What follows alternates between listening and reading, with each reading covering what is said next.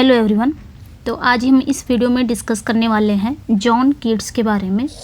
तो शुरुआत से ही हम पढ़ेंगे इनकी बायोग्राफी पढ़ेंगे, जो इन्होंने कितने वर्क्स लिखे हैं, सारा ही कुछ पढ़ने वाले हैं इस वीडियो में। तो जॉन कीट्स तो सभी एग्ज़ाम्स के लिए इम्पोर्टेंट है, एक्सेप्ट टीजीटी को छोड़ के। बाकी जो भी आपके पीजीटी है, आपके ईएमआरएस हैं, आपका बीपीएससी है, तो ये सारे एग्ज़ाम्स के लिए इम्पॉर्टेंट हैं। पीजीटी लाइक DSSB में भी है, एनवीएस में भी है, केवीएस में भी है। ये सभी एग्ज़ाम्स के लिए इम्पॉर्टेंट है, सो हम इसको देखते हैं। ओके, चलिए फिर सेशन को स्टार्ट करते हैं। तो सबसे पहले देखेंगे, ये वीडियो बहुत ही हेल्पफुल है, इसमें सिर्फ टू द पॉइंट है आपके जॉन कीट्स से रिलेटेड। सबसे पहले देखेंगे इनका बर्थ कब होता है। तो 1795 में इनका जन्म होता है, 1821 में इनकी डेथ होती है। आगे हम देख लेते हैं, यहाँ पे बताया भी है डिटेल। 31 अक्टूबर 1795 यानी कि 31 अक्टूबर 1795 में इनका बर्थ होता है। ये इनकी बर्थ डेट है। कौन सी डेट है? Birth date. उसके बाद 23 फरवरी 1821 में इनकी डेथ होती है। ये इनकी डेथ डेट है। ओके, अब ये क्या है और भी इनके बारे में जान लेते हैं। तो romantic poet of younger generation के रोमांटिक पोएट हैं। और ये किसके लिए जाने जाते हैं? तो फेमस फॉर ओड्स के लिए, ये अपने ओड के लिए जाने जाते हैं। हेलेनिस्टिक पोएट इन्हें कहा जाता है। पिक्टोरियल पोएट्री है, पोएट ऑफ ब्यूटी। ये सब इन्हीं के, मतलब ये सारे जो भी है ना, ये सारे हेलेनिस्टिक पोएट इन्हें कहा जाता है। पिक्टोरियल पोएट्री के लिए जाने जाते हैं, पोएट ऑफ ब्यूटी के लिए ये जाने जाते हैं। आगे देख लेते हैं। अब यहाँ से कुछ उनका बायोग्राफी दिया हुआ है पॉइंट वाइज, सो इसको कर लेते हैं। तो फर्स्ट पॉइंट है, John Keats was born on 31 October 1795। First ये था कि जॉन कीट्स का जन्म 31 यानी कि 31 अक्टूबर 1795 में हुआ था। पेरेंट्स की बात कर लिया जाए तो पेरेंट्स इनके कौन कौन थे? जॉन कीट्स के पेरेंट्स कौन थे? थॉमस कीट्स थे और फ्रांसिस कीट्स थे। इनकी मदर का नाम क्या था? फ्रांसिस कीट्स, और इनके फादर का नाम था थॉमस कीट्स। नेक्स्ट पॉइंट इनका है, he was an English romantic poet. ये एक इंग्लिश रोमांटिक पोएट थे। नेक्स्ट पॉइंट है, he is regarded as a romantic poet of second generation along with Shelley and Byron. तो यहाँ पे कहा जा रहा है कि उन्हें शैली और बायरन के साथ जो सेकेंड जनरेशन के रोमांटिक कवि माना जाता है। जैसे शैली और बायरन भी इनके साथ थे, और ये भी सेकेंड जनरेशन के कवि हैं, पीबी शैली और लॉर्ड बायरन, और इनके साथ इन्हें भी माना जाता है जॉन कीट्स। तो ये तीनों ही सेकेंड जनरेशन के रोमांटिक पोएट्स हैं। नेक्स्ट पॉइंट इनका क्या है? He was born in Moorgate London. इनका जन्म कहाँ होता है? तो इनका जन्म मूरगेट लंदन में होता है। नेक्स्ट वन है, he was a medical student as Guy's hospital. तो वो क्या थे? वो गाइज हॉस्पिटल में एक मेडिकल स्टूडेंट थे। कौन? कीट्स।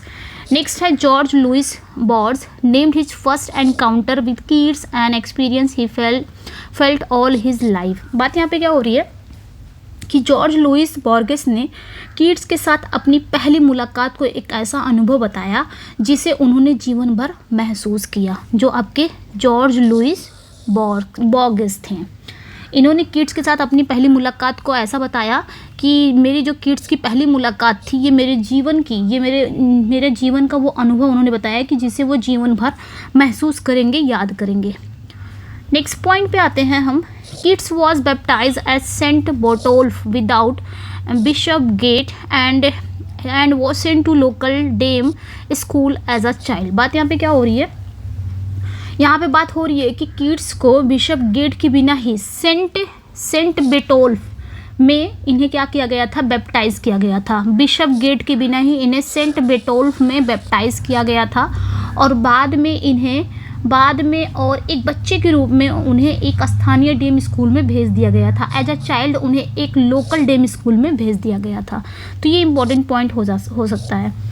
नेक्स्ट वन पे देखेंगे, इन अप्रैल 1804 when Keats was 8, his father died from a skull fracture, and then in March 1810 when Keats was 14, his mother died of tuberculosis. यहाँ पे बात क्या हो रही है कि 1804 में जब कीट्स मात्र कितने साल के थे, 8 साल के थे, तभी उनके फादर की डेथ हो जाती है। किस वजह से? स्कल फ्रैक्चर हो जाता है, उनकी जो खोपड़ी में फ्रैक्चर हो जाती है, इस कारण उनकी डेथ हो जाती है। उसके बाद फिर मार्च 1810 में, यानी कि मार्च 1810 में किड्स उस समय 14 साल के रहते हैं जब उनकी माँ की ट्यूबरक्लोसिस से डेथ हो जाती है, जिसे हम हिंदी में तपेदिक बोलते हैं। क्या बोलते हैं? तपेदिक। ओके, नेक्स्ट वन पे आते हैं। नेक्स्ट पॉइंट पे आते हैं। In October 1815 having finished an apprenticeship with Hammond Keats registered as a medical student at Guy's hospital. तो यहाँ पे बात क्या हो रही है कि 1815 में, अक्टूबर 1815 में हेमंड के साथ अपनी अप्रेंटिसशिप समाप्त करने के बाद, अप्रेंटिसशिप क्या होती थी? प्रशिक्षु, जिसे हम हिंदी में प्रशिक्षुता बोलते हैं, सीखने के लिए। तो 1815 अक्टूबर के 1815 में हेमंड के साथ वो अपनी अप्रेंटिसशिप समाप्त करने के बाद Keats registered as a medical student at Guy's hospital. Keats ने क्या किया था? गाइज हॉस्पिटल में एक मेडिकल स्टूडेंट के रूप में पंजीकरण कराया था, रजिस्टर्ड कराया था उन्होंने। नेक्स्ट वन है he wrote his first poem. उन्होंने अपनी पहली कविता लिखी थी। वो पहली पोएम उनकी क्या थी? An imitation of Spenser. ये याद रखना है आपने, 1 मिनट, ये आपने याद रखना है, एन इमिटेशन ऑफ स्पेंसर। ये इनकी फर्स्ट कविता थी, इनकी फर्स्ट पोएम थी, जो कब आया था? 1814 में आया था, 1814 में आया था, ये याद रखना है। ओके, नेक्स्ट वन पे आते हैं। Although he continued his work and training at Guy's, kids devoted, ये इसी में है, इसी पॉइंट में है। Kids devoted more and more time to the study of literature, experimenting with words forms, particularly the sonnets. बात यहाँ पे क्या हो रही है कि हालांकि उन्होंने गाइज में किड्स ने क्या किया था? किड्स ने अपने वर्क और प्रशिक्षण जारी रखा। कहाँ पे? गाइज हॉस्पिटल में। किड्स ने क्या किया था? अपने वर्क को और अपने ट्रेनिंग को उन्होंने कंटिन्यू रखा, जारी रखा। बाद में क्या हुआ था? लेकिन अपना अधिक से अधिक समय उन्होंने किस पे लगाया? अपना अधिक से अधिक समय उन्होंने लिटरेचर, स्टडी ऑफ लिटरेचर पे लगाया, वर्ड्स फॉर्म्स पे लगाया, विशेष रूप से उन्होंने सोनेट पे लगाया। तो कहने का मतलब है कि उन्होंने, हालांकि जो किड्स थे वो गाइज हॉस्पिटल में अपना जो वर्क था, जो उनकी ट्रेनिंग थी, वो करते रहते थे, लेकिन अपना उन्होंने ज़्यादा से ज़्यादा समय उन्होंने साहित्य के अध्ययन में, विशेष रूप से सोनेट्स के वर्ड्स फॉर्म के में समर्पित कर दिया था। ओके, इस चीज़ को याद रखना है। नेक्स्ट वन पे आते हैं। नेक्स्ट वन क्वेश्चन क्या है कि he was inspired by Leigh Hunt and Byron. ये इंपॉर्टेंट है कि वो इंस्पायर्ड किससे थे? तो वो ली हंट और बायरन से प्रेरित थे। कौन? आपके Keats. In May 1816 Leigh Hunt agreed to publish the sonnet O Solitude in his magazine the Examiner, a leading liberal magazine of the day. बात यहाँ पे क्या हो रही है कि मई 1816 में ली हंट ने सोनेट ओ सॉलिट्यूड को अपनी पत्रिका, अपनी मैगजीन द एग्जामिनर में प्रकाशित करने पर सहमति व्यक्त की थी। इनका ये कहना था कि 1816 मई में ली हंट ने ये एग्री कर दिया था कि जो इनकी ये सोनेट है ओ सॉलिट्यूड, वो अपने मैगजीन, उनकी मैगजीन का नाम क्या था? द एग्जामिनर में उन्होंने पब्लिश कराने के लिए सोच लिया था, अ leading liberal magazine of the day. और वो क्या था कि जो उस समय के एक प्रमुख उदार पत्रिका थी, जो उस समय की एक लिबरल मैगजीन थी, एक लीडिंग लिबरल मैगजीन थी उस समय की, ये the examiner. Okay, next one पे आते हैं हम। Hunt also introduce Keats to a circle of literary man including the poets Percy Bysshe Shelley and William Wordsworth. यहाँ पे बात क्या हो रही है कि जो हंट ने किड्स को साहित्यकारों के एक समूह से भी परिचित कराया था। उन्होंने एक लिटरेरी मैन के सर्कल से उन्होंने किड्स को इंट्रोड्यूस कराया था। उसमें आपके पोएट्स पर्सी बायशे शैली भी थे और विलियम वर्ड्सवर्थ भी थे। चलिए नेक्स्ट वन पे आते हैं। नेक्स्ट वन यहाँ पे क्या कह रहा है कि the group's influence enabled Keats to see first volume poems by John Keats published in 1817। अब यहाँ पे बात क्या हो रही है कि जो ग्रुप था, जो ग्रुप के प्रभाव ने किड्स को 1817 में प्रकाशित अपना पहला वॉल्यूम क्या था? पोएम्स बाय जॉन किड्स यही देखने में सक्षम बनाया था, ये आपने ध्यान रखना है। ठीक है, जो ग्रुप था उन्होंने क्या कहा था कि समूह के प्रभाव ने कीट्स को क्या कर दिया। अब उस ग्रुप में आपके पीबी शैली भी थे, वर्ड्सवर्थ भी थे। उस ग्रुप की जब वो ग्रुप से मिले ना तो उस ग्रुप का प्रभाव कीट्स पे इतना अच्छा पड़ा कि उन्होंने अपना first volume poems bye John Keats को पब्लिश कराया था 1817 में, और उन्होंने कराया था ये चीज़ को। ठीक है, ये चीज़ें याद रखनी है। चलिए आगे बढ़ते। ठीक है, ये ग्रुप का प्रभाव था कि उन्होंने अपना first volume poems by John Keats इन्होंने 1817 में पब्लिश कराया था। उन्होंने ये देखा था, देखने के सक्षम बनाया था। चलिए आगे बढ़ते हैं। आगे क्या कह रहा है, Shelley advise him to develop a more substantial body of work before publishing it, but Keats did not follow his advice. बात यहाँ पे क्या हो रही है कि शैली ने उन्हें प्रकाशित करने से पहले अधिक महत्वपूर्ण कार्य विकसित करने की सलाह की थी। किसे? शैली ने समझाया था, एडवाइस मतलब एडवाइस उन्होंने दिया था शैली ने जॉन कीट्स को, ये एडवाइस दिया था। मतलब शैली ने उन्हें पब्लिश करने से पहले कि आप कोई भी वर्क पब्लिश कर रहे हो तो करने से पहले अधिक महत्वपूर्ण कार्य विकसित करने की सलाह दी थी, बट कीट्स ने उनकी सलाह को फॉलो नहीं किया था, पालन नहीं किया था। ओके, नेक्स्ट वन पे आते हैं। इंडिमियान अ 4000 allegorical romance based on the Greek myth of the same name appeared the following year। यहाँ पे बात क्या हो रही है कि जो इंडिमियान है इसी नाम के ग्रीक मिथक पर आधारित 4000 आपके एलिगोरिकल रोमांस जो कि अगले साल अगले वर्ष वो क्या हो गया था, प्रदर्शित हो गया था, अपीयर हो गया था। नेक्स्ट वन पे आते हैं। एक इंडिमियान था जो 4000 एलिगोरिकल रोमांस था जो बेस्ड था ग्रीक मिथ पर, सेम नेम का ही, ये कीट्स का नहीं था, ये याद रखिएगा। मतलब इसमें ये इंडिमियान जो ग्रीक पे बेस्ड था ये कीट्स का नहीं था, उसी साल अगले साल अपीयर होने का आया था। ठीक है, और ये ग्रीक मिथक पर आधारित था, 4000 इसमें एलिगोरिकल रोमांस थे। नेक्स्ट वन पे आते हैं। Two of the most influential critical magazine of the time, the quarterly review and the Blackwood's magazine attack the collection calling the romantic words of hands literary circle cockney school of poetry.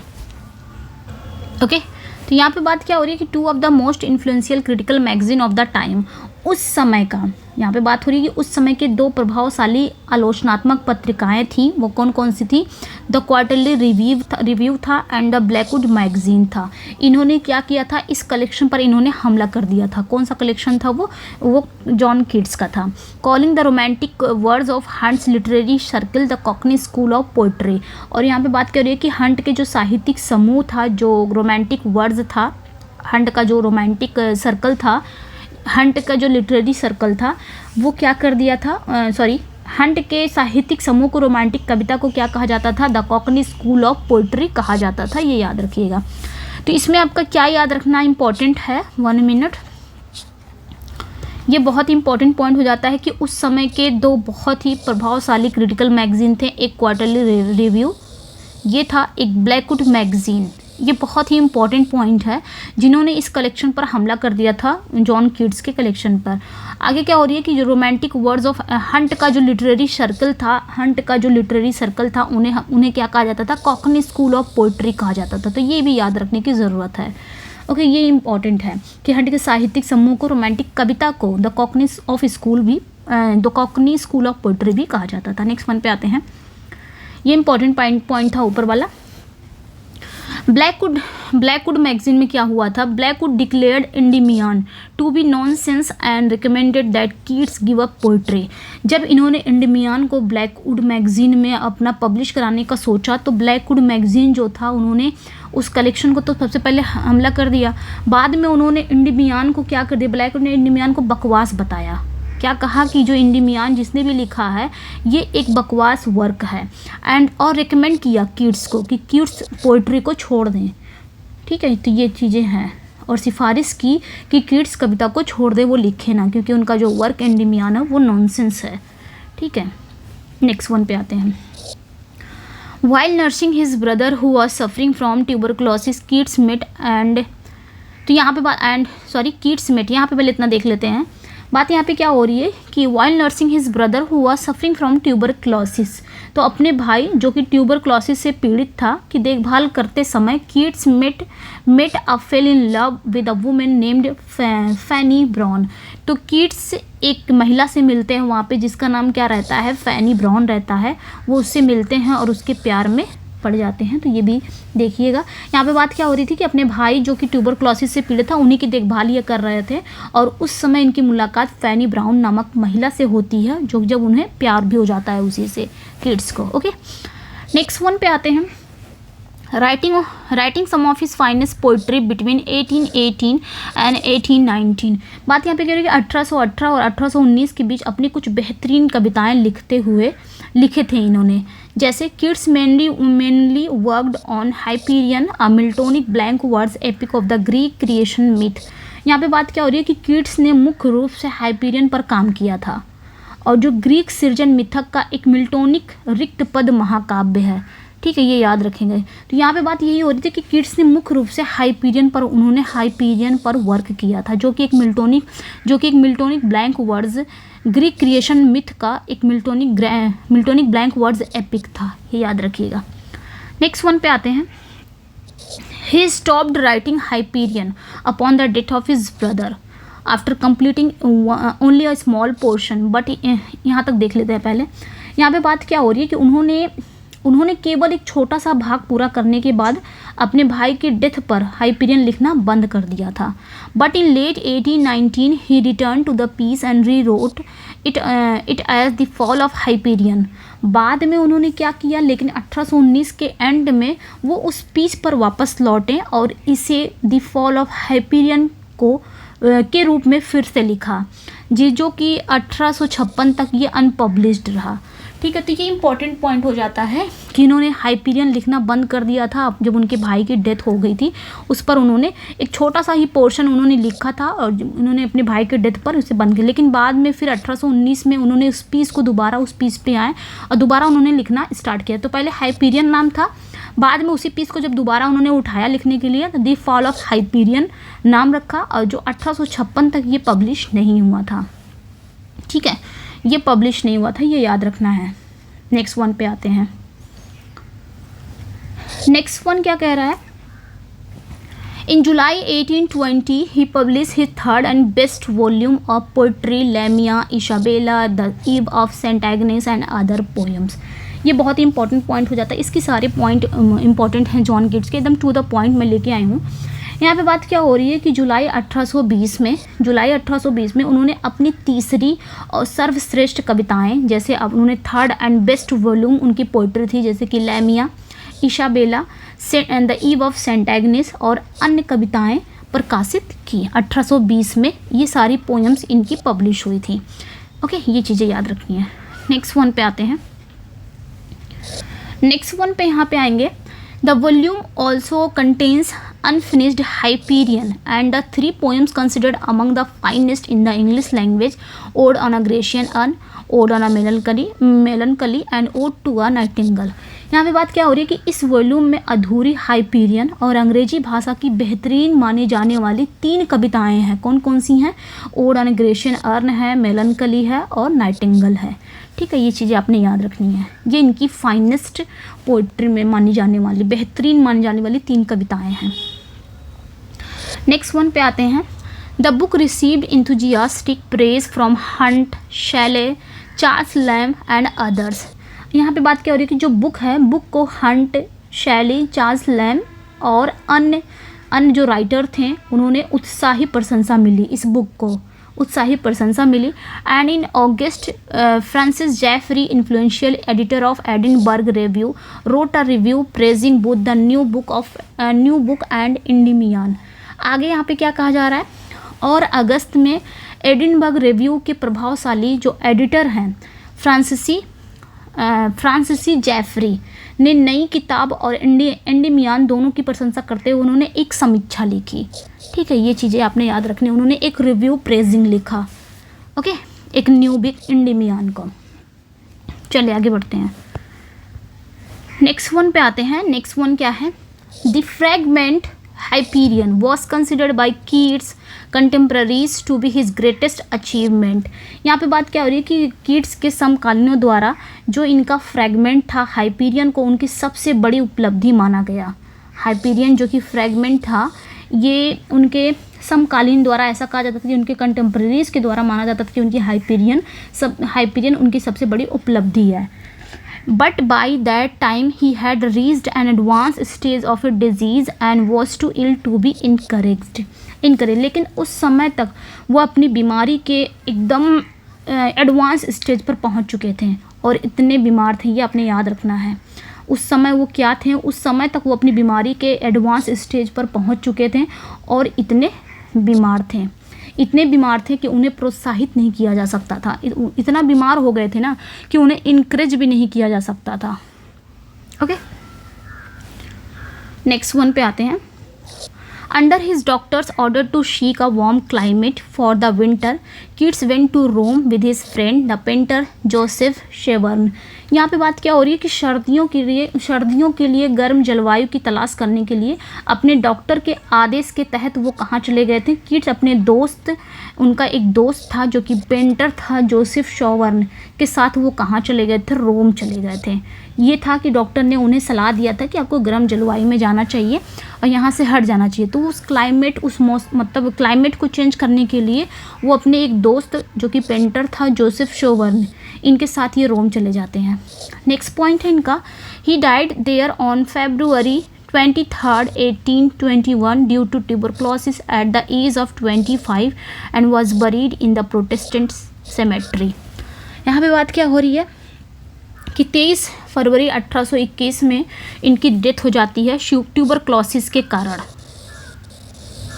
Okay, ये याद रखना है कि tuberculosis के कारण इनकी 23 फरवरी 1821 में death हो जाती है। उस समय इनकी एज कितनी रहती है, तो 25 की बहुत इंपॉर्टेंट पॉइंट है, पूछा जाता है। और इन्हें बरीड कहाँ किया जाता है, तो प्रोटेस्टेंट सेमेट्री में इन्हें दफनाया जाता है, ये याद रखना है। ओके, ये भी आपने याद रखना है, बहुत इंपॉर्टेंट पॉइंट है ये सारा ही। 1 मिनट। अक्सर इनके एज को लेके बहुत कन्फ्यूज़न होता है कि किस एज में एक्चुअल में इनकी डेथ होती है, तो 25, ये याद रखना है। ओके, चलिए आगे बढ़ते हैं। आगे कुछ यहाँ पे है पॉइंट, क्या कहा जा रहा है कि Matthew Arnold told about Keats. Matthew Arnold Keats के बारे में क्या कहते हैं कि कीट्स इज़ एन्चेंटिंगली एंड एबेंडेंटली सेंसुअस। यहाँ पे मैथ्यू आर्नोल्ड क्या कहते हैं कि कीट्स जो हैं वो मंत्र मुग्ध और प्रचुर मात्रा में कामुक हैं, एकदम सेंसुअस हैं। His more sensuous than other because he satisfied not 1 or 2 but all the 5 senses.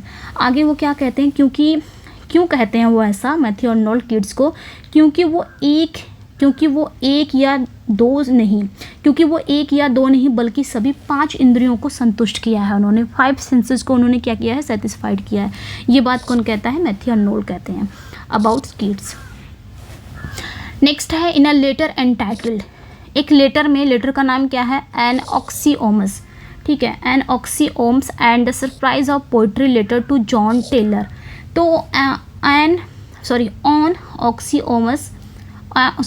ऑक्सीओम्स and the surprise of poetry letter to John Taylor नामक पत्र में कीट्स लिखते हैं। ठीक है, ये एक लेटर है, याद रखिएगा। इसमें कीट्स लिखते हैं, क्या लिखते हैं, I think poetry should surprise by a 5 excess and not by singularity. ये क्या कहते हैं कि मुझे लगता है कि जो कविता को 5 अतिरिक्त द्वारा आश्चर्यचकित करना चाहिए। It should be strike a reader as a wording of his own highest thought and appear almost a remembrance.